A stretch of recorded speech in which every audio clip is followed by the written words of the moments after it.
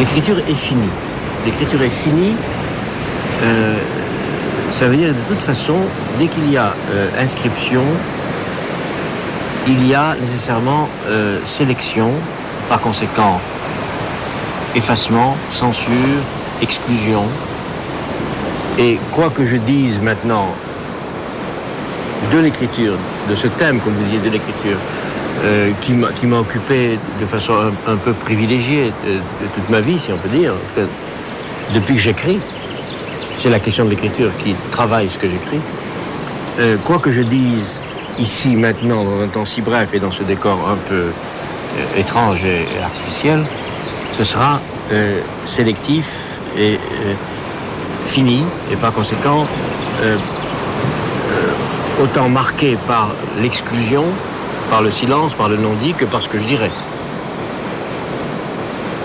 Vous êtes en train, vous, d'écrire, c'est-à-dire d'inscrire des images que vous allez à votre tour, comme on dit, monter, éditer, comme on dit dans ce pays, c'est-à-dire sélectionner, couper, coller. Et donc on est en train, de façon très artificielle, de préparer un texte que vous allez vous écrire et signer. Et moi, je suis là une espèce de matériau pour votre écriture. Hein. Alors, comme matériau pour l'écriture de ce film, le matériau doit parler un peu de l'écriture et de la biographie.